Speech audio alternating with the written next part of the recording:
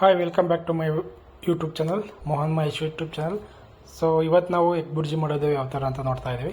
So egg bhurji ಮಾಡೋದಕ್ಕೆ ಏನೇನು ಬೇಕು ಅಂದರೆ ಈರುಳ್ಳಿ, ಮಿರ್ಚಿ ಪೌಡರ್ ಆ್ಯಂಡ್ ಸಾಲ್ಟು ಇಷ್ಟಿದ್ರೆ ಸಾಕು, ನಾವು ಎಗ್ ಬುರ್ಜಿ ಮಾಡ್ಬೋದು.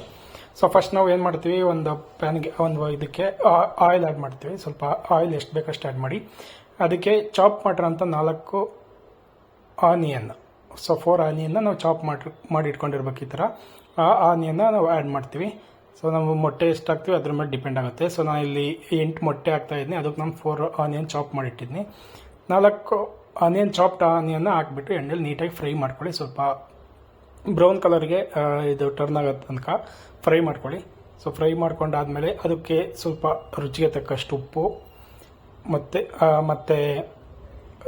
2 table spoon of mirchi powder add ಮಾಡ್ಕೊಳ್ಳಿ. ಇಲ್ಲಿ ನೋಡ್ಬೋದು, ನಾನು 2 ಸ್ಪೂನ್ ಮಿರ್ಚಿ ಪೌಡರ್ ಆ್ಯಡ್ ಮಾಡ್ತಾಯಿದ್ದೀನಿ, ಮತ್ತು ಸ್ವಲ್ಪ ರುಚಿಗೆ ತಕ್ಕಷ್ಟು ಉಪ್ಪನ್ನ ಆ್ಯಡ್ ಮಾಡ್ತಾಯಿದ್ದೀನಿ.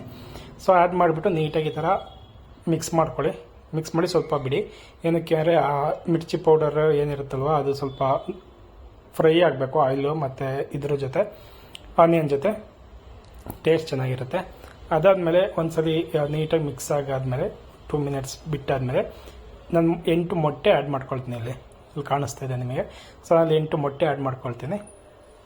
ನೀವು 8 ಮೊಟ್ಟೆ ಆ್ಯಡ್ ಮಾಡ್ತೀರಾ, ಇಲ್ಲ ನಿಮಗೆ ಎಷ್ಟು ಮೊಟ್ಟೆ ಬೇಕೋ ಅಷ್ಟು ಮೊಟ್ಟೆ ನೀವು ಆ್ಯಡ್ ಮಾಡ್ಕೋಬೋದು. ಸೊ ಅದಕ್ಕೆ ತಕ್ಕಷ್ಟು ನೀವು ಆನಿಯನ್ನ ಚಾಪ್ ಮಾಡ್ಕೊಳ್ಳಿ, ಮತ್ತು ಅದಕ್ಕೆ ತಕ್ಕಷ್ಟೇ ಉಪ್ಪು ಹಾಕ್ಕೋಬೇಕು. ಒಂದ್ಸಲಿ ಮೊಟ್ಟೆ ಎಲ್ಲ ಆ್ಯಡ್ ಮಾಡಾದ್ಮೇಲೆ ನೀಟಾಗಿ ಮಿಕ್ಸ್ ಮಾಡ್ಕೋಬೇಕು ನೀವು. ಏನಕ್ಕೆ ಅಂದರೆ ಮಿರ್ಚಿ ಇದೆಲ್ಲ ಇರುತ್ತಲ್ಲ, ಸೊ ಅದೆಲ್ಲ ನೀಟಾಗಿ ಮೊಟ್ಟೆ ಜೊತೆ ಮಿಕ್ಸ್ ಆಗಬೇಕು. ಈ ಥರ ನೀಟಾಗಿ ಮಿಕ್ಸ್ ಮಾಡ್ಕೊಳ್ಳಿ. ಮಿಕ್ಸ್ ಮಾಡಿಬಿಟ್ಟು ಸ್ವಲ್ಪ ಡ್ರೈ ಆಗೋ ಗಂಟ ನೀಟಾಗಿ ಟರ್ನ್ ಮಾಡ್ಕೊಂಡು ನೀಟಾಗಿ ಮಿಕ್ಸ್ ಮಾಡಿ.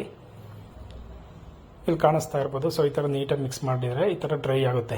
ಡ್ರೈ ಆಗೋ ತನಕ ನೀಟಾಗಿ ಮಿಕ್ಸ್ ಮಾಡಿ. ಅದಾದಮೇಲೆ ಅದ್ರ ಮೇಲೆ ಸ್ವಲ್ಪ ಕೊತ್ತಂಬರಿ ಸೊಪ್ಪನ್ನ ಈ ಥರ ಹಾಕ್ಕೊಳ್ಳಿ. ಹಾಕ್ಕೊಬಿಟ್ಟು ಸರ್ವ್ ಮಾಡ್ಕೊಂಡು ಊಟ ಮಾಡಿ.